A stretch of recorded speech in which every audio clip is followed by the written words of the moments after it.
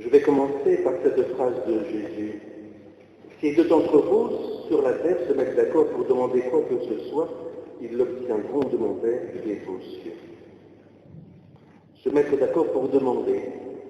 Et il nous est bon ainsi de nous tourner vers le Père et de nous tourner vers lui en étant plusieurs, que ce soit en famille, que ce soit dans le petit groupe de prière de la paroisse qui se réunit tous les premiers mardis du mois à 20h à la maison Saint-François.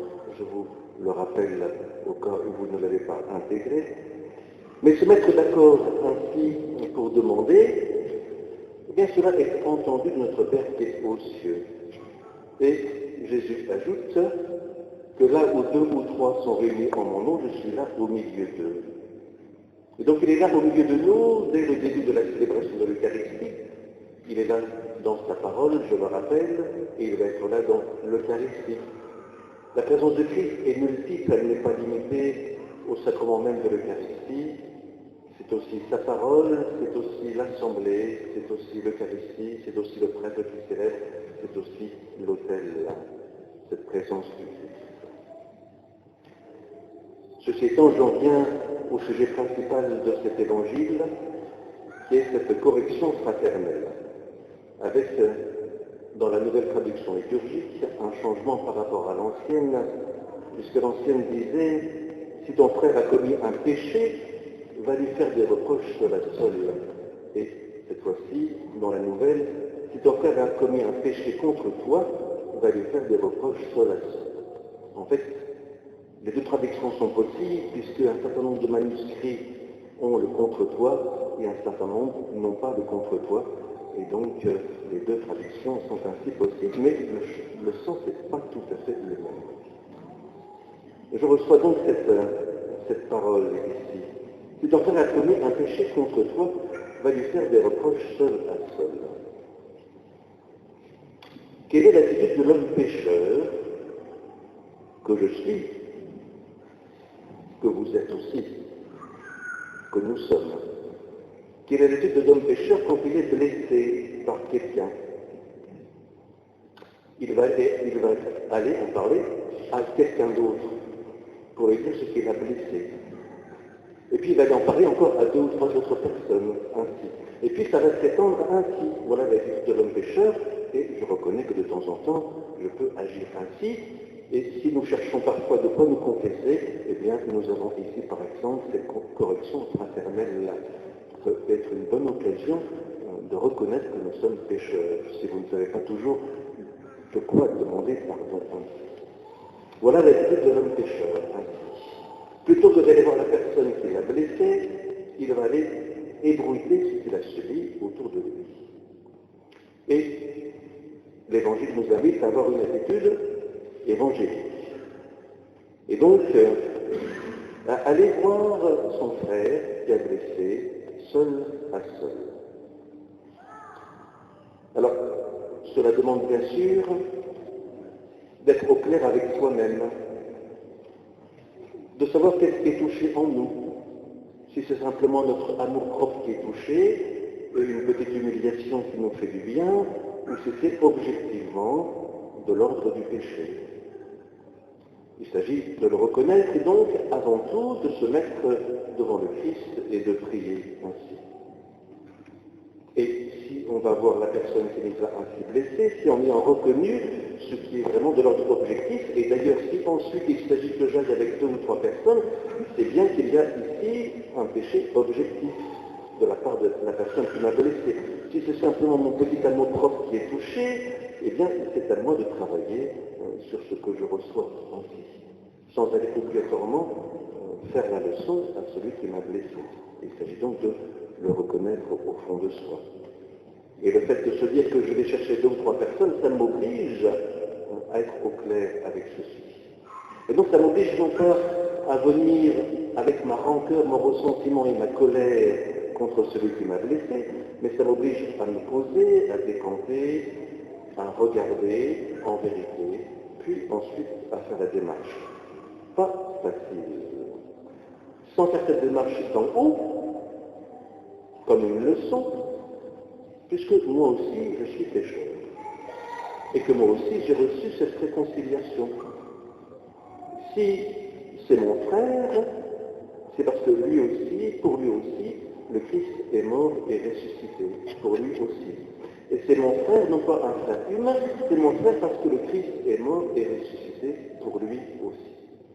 Et vous ne savez pas que le mot de fraternité est un mot spécifiquement chrétien à l'origine, puisque c'est dans l'Évangile que pour la première fois il a été employé pour des personnes qui ne sont pas de même sang, mais qui sont aussi différents qu'on peut l'être.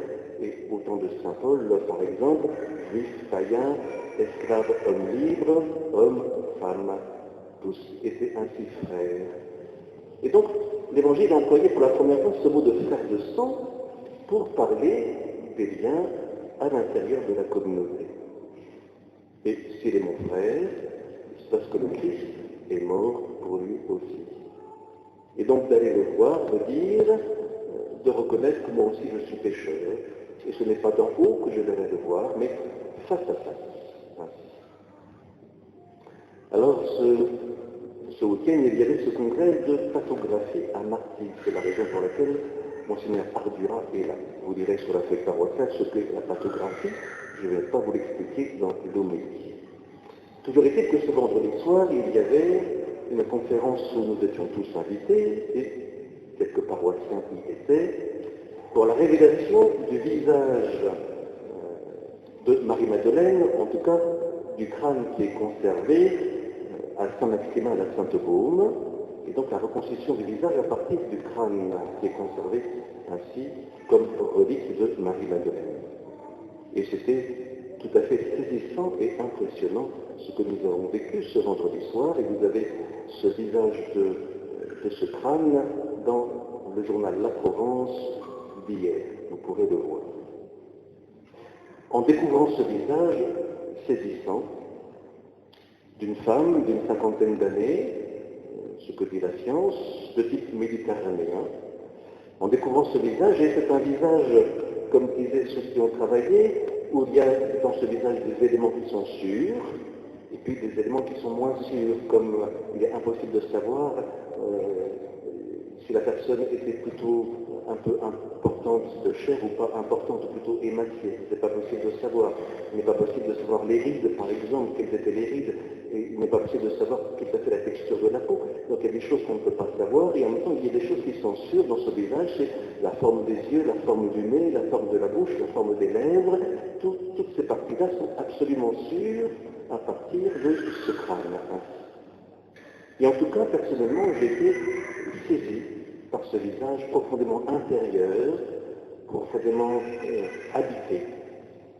Et je pense à Marie-Madeleine, qui dans ses 30 années à la Sainte-Baume a vécu dans cet ermitage profondément habité par le Christ.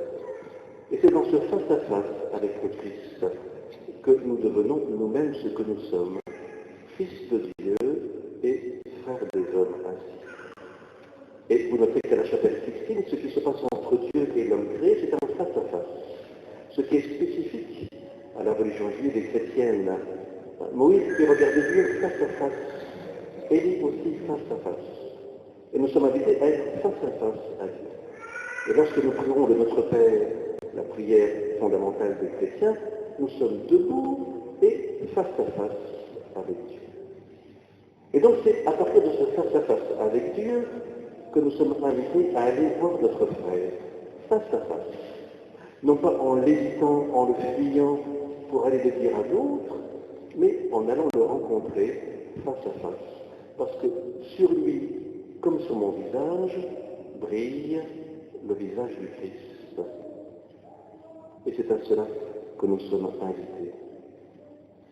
Jésus dit, tout ce que vous aurez lié sur la terre sera lié dans le ciel, tout ce que vous aurez délié sur la terre sera délié dans le ciel. Il y a peu, je faisais des funérailles dans un village alentour, et le fils du défunt, au début du mot, au début de la célébration, je ne le savais pas, avait préparé un mot en disant « Je demande à monsieur Intel de quitter l'église parce qu'il nous a fait trop de mal. » Le monsieur Intel, en plus, était le maire du village. Ce qui, pour un commencement de célébration, était rude et m'a surpris, m'a un peu déstabilisé. Il a fallu récupérer aussi. Et dire que le ressentiment qui peut nous habiter, la rancœur et la colère, sont à travailler dès ici-bas. Nous ne pourrons pas entrer, en tout cas sans passer par le purgatoire, tant que nous avons du ressentiment, de la colère contre des personnes. On ne peut pas se retrouver à la même table si on a toujours du ressentiment en nous, bien sûr. Et donc il s'agit bien de le travailler aussi. On ne peut pas se retrouver ensemble ainsi. Alors nous sommes frères ainsi. Charlotte, d'être baptisée dans quelques minutes, elle entre dans cette communauté de frères et sœurs ainsi. Le visage du Christ va briller sur son visage à partir de ce baptême, et elle entre dans cette communauté-là, dans cette fraternité dans laquelle nous sommes invités à vivre cet évangile.